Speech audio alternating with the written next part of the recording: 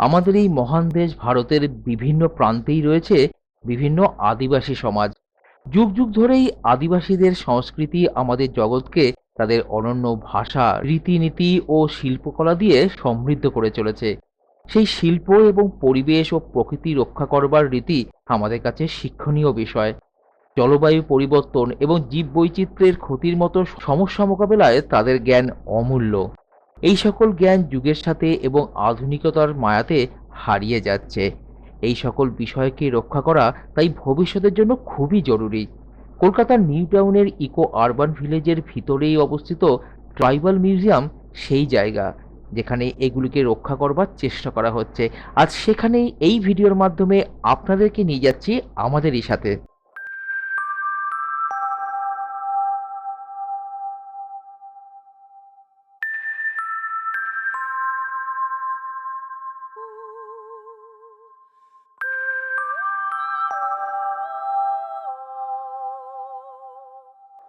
আমাদের আগের ভিডিওতে আপনারা দেখেছেন যে কিভাবে আমরা কলকাতার নিউ টাউন অঞ্চলের ইকো আরবান ভিলেজ ঘুরতে গিয়েছিলাম। যারা এখনো সেটি দেখেননি তারা ডেসক্রিপশনে দেওয়া লিংক অথবা উপরে দেওয়া লিংক থেকে দেখে নিতে পারবেন। এখানে প্রবেশ করবার টিকিট কি ব্যবস্থা আছে সব আগের ভিডিওতে আপনারা দেখে নিতে পারবেন। এছাড়াও ভিডিওর শেষে এবং ডেসক্রিপশন বক্সে সেই সকল দরকারি তথ্য আপনাদের জন্য আমরা দিয়ে দেবো। এখন এই ভিডিওর সুন্দর পরিবেশের মাঝে হারিয়ে যাওয়ার আগে আমাদের চ্যানেলটিকে সাবস্ক্রাইব করে নিতে ভুলবেন না কিন্তু।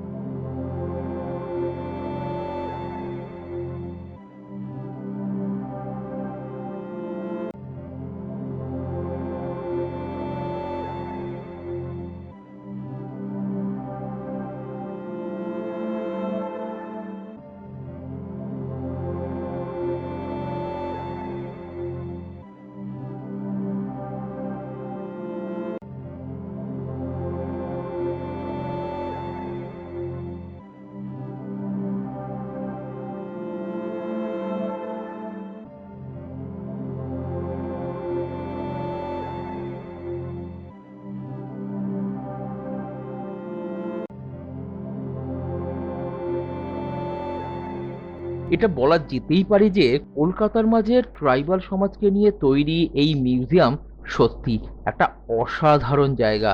আর এই মিউজিয়ামটির প্রবেশের পথ, সাথে চারিপাশের পরিবেশ এবং যে বাড়িটির ভিতরে এই সংগ্রহশালা বানানো হয়েছে সেটিও সত্যি অসাধারণ দেখতে।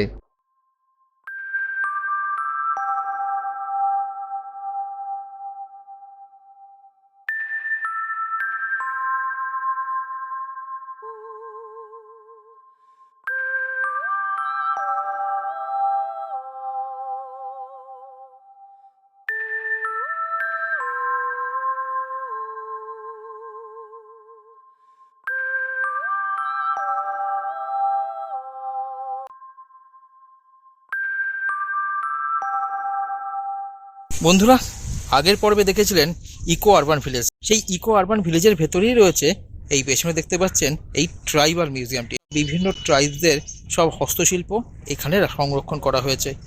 তা অসাধারণ জায়গা। চলুন ভেতরে গিয়ে এবার সেই ট্রাইবাল মিউজিয়ামটা দেখে নিই, ঠিক আছে? আর হ্যাঁ, ইকো আরবান ভিলেজ সম্পর্কে যে ভিডিওটা আগের পর্বে আমি দিয়েছি সেটা যদি না দেখে থাকেন তাহলে উপরের আই বটনে বা ডেসক্রিপশন বক্স থেকে আপনারা সেটা দেখে নিতে পারবেন, ঠিক আছে? তাহলে যাওয়া যাক। একদম। চলুন। আগেই বলেছি, প্রবেশপথটি সত্যি অসাধারণ। প্রধান তোরণের উপরে আদিবাসী শিল্পের নিদর্শন হিসেবে যে কুমিরের মূর্তিটি রয়েছে সেটি সত্যি অসাধারণ, এটা বলা যেতেই পারে। এই স্থাপত্যটি শান্তিনিকেতনের কালো বাড়ি শৈলী থেকে অনুপ্রেরণা গ্রহণ করে তৈরি করা হয়েছে, যা ট্রাইবাল শৈলী এবং নান্দনিকতার সাথে মিশে এক অসাধারণ পরিবেশের সৃষ্টি করেছে।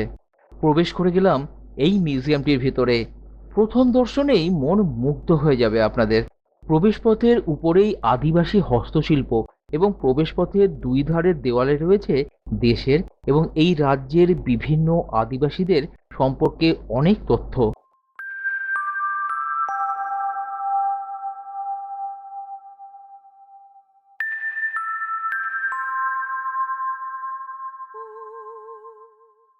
বন্ধুরা, প্রথমেই এই ট্রাইবাল মিউজিয়ামে প্রবেশ করলেই প্রবেশপথের দুদিকে দেখতে পারবেন যে আমাদের দেশে বা রাজ্যে যত ধরনের ট্রাইবস আছে তাদের সম্পর্কে ছবি দিয়ে লেখা রয়েছে।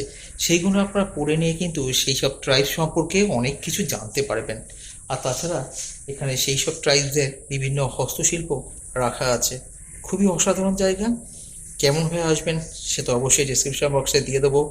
কী খরচা, টিকিট কত এবং কোন সময় আসবেন সেটাও জানিয়ে দেবো। ঠিক আছে, চলুন তাহলে বাকি অংশটা দেখে নেওয়া যাক। এই মিউজিয়ামে রাখা স্থাপত্যগুলি তৈরি করা হয়েছে বেশিরভাগ প্রাকৃতিক উপকরণ দিয়ে, যেমন কাদা, পাথর, বাঁশ, কাদামাটি, কাঠ, লোহা, খড়, পাতা এবং শুকনো ডালপালা দিয়ে। এছাড়াও ধাতুর তৈরি কিছু কাজও চোখে পড়ল।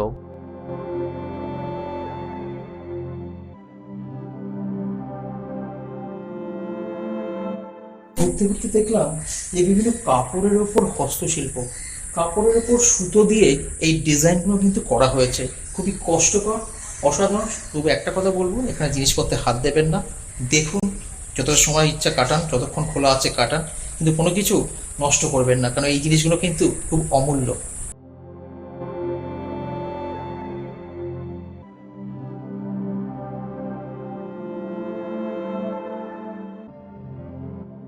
কুলো, গ্রাম বাংলা তথা আদিবাসীদের এই জিনিসটি আসলে শস্য ঝাড়াই বাছাইয়ের কাজে ব্যবহৃত হয়, সেটিকেও তারা খুবই সুন্দরভাবে সাজিয়ে রাখে। আর সেগুলোই কিছু এখানে আমরা দেখতে পেয়েছিলাম।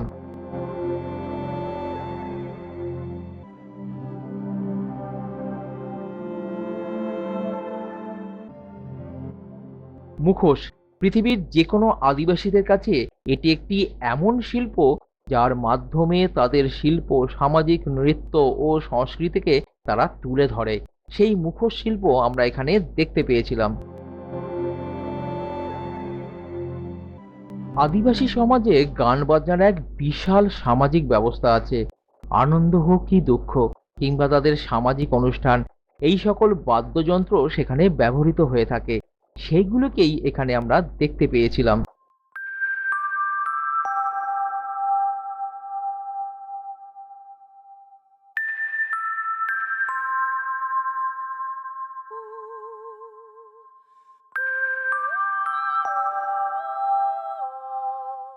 এই আদিবাসী সমাজকে নিয়ে রবীন্দ্রনাথ ঠাকুর থেকে শুরু করে মহাশ্বেতা দেবী প্রায় সকলেই অনেক সাহিত্যের মাধ্যমে তাদেরকে আমাদের সামনে তুলে ধরেছেন। সেটাও কিন্তু এখানে আসবার পরেই আপনারা তা জানতে পারবেন।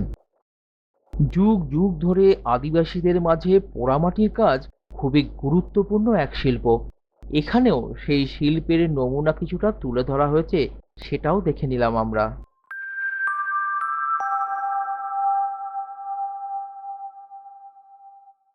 এই মিউজিয়ামটি কিন্তু দোতলা।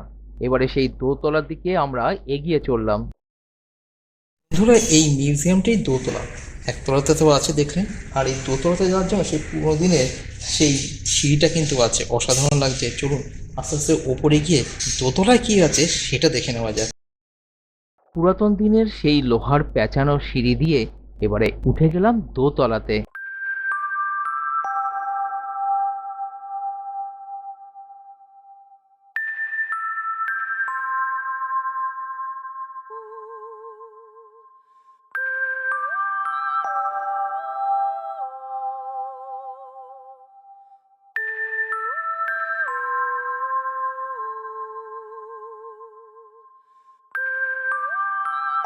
দোতলাতে ওঠার পরেই এখানকার ছাদে আদিবাসী হস্তশিল্প হিসাবে বিশাল ছবি দেখতে পাওয়া গেল।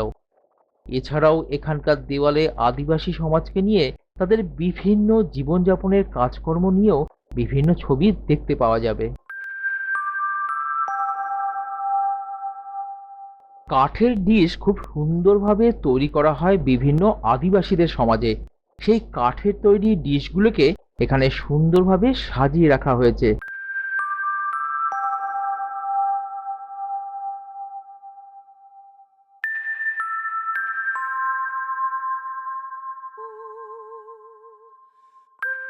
মাটির তৈরি জিনিস, কাঠের হস্তশিল্প, সাথে আরো অনেক কিছু এখানে এক এক করে দেখে নিচ্ছিলাম আমরা।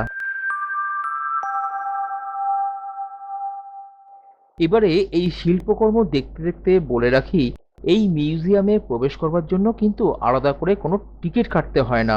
যে টিকিট কেটে আপনারা ইকো আরবান ভিলেজে প্রবেশ করবেন, সেটি ছাড়া আর কোনো টিকিট লাগবে না। এছাড়াও এখানে আসাটাও কিন্তু খুব সহজ। ইকো পার্ক প্রায় সকলেই ঘুরতে আসেন।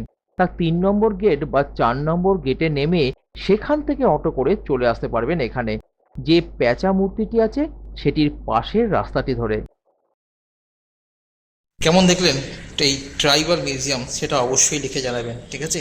এরকম সুন্দর সুন্দর আরও জায়গার ভিডিও নিয়ে খুব তাড়াতাড়ি ফিরে আসছি আগামী ভিডিওতে, তাই সাথে থাকুন আমাদের। আর হ্যাঁ, ম্যাডাম যেটা বলে বারবার, যে আমাদের একটা ফেসবুক পেজ আছে সৌমেন উইথ মাদার বলে, সেটাকে একটু ফলো করবেন। সেখানে বিভিন্ন ছবিগুলো পেয়ে যাবেন, ঠিক আছে? এইখানকার আরও কিছু ছবি থাকে যা এখানে ভিডিওতে থাকে না, সেই ছবিগুলো ওখানে থাকে, ঠিক আছে? আর হ্যাঁ, আমাদের চ্যানেলটিকে লাইক করবেন, শেয়ার করবেন, আর কমেন্টস করে জানাবেন কেমন লাগলো। আর আর অবশ্যই সাবস্ক্রাইব করতে কিন্তু ভুলো না। একদম।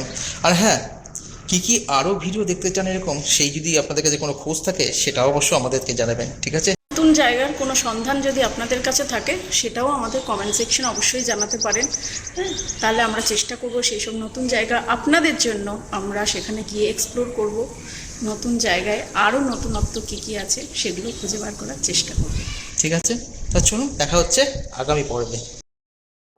প্রকৃতি হোক কিংবা সেই প্রকৃতিতে বসবাসকারী আদিবাসী সমাজ, আমাদের এই সব কিছুকেই রক্ষা করতে হবে আগামী প্রজন্মের জন্য। এবারেই এই সুন্দর অসাধারণ জায়গাটি ছেড়ে আমাদের বাড়ি ফিরে যাওয়ার পালা, আরেকটি লুকানো সম্পদের খোঁজে। সেটি নিয়ে ফিরে আসছি খুব তাড়াতাড়ি আগামী ভিডিওতে, তাই সাথে থাকুন আমাদের, একই সাথে দেখতে থাকুন আপনাদেরই এই প্রিয় চ্যানেলটিকে। দিনের শেষে একটাই কথা বলার, ভালো থাকুন, সুস্থ থাকুন, সাথে আপনার পরিবেশকে পরিষ্কার রাখুন, সাথে নিজের মন যেটা বলছে সেটাই করুন, নিজের সাথে সবার মনে আনন্দ ছড়িয়ে দিন।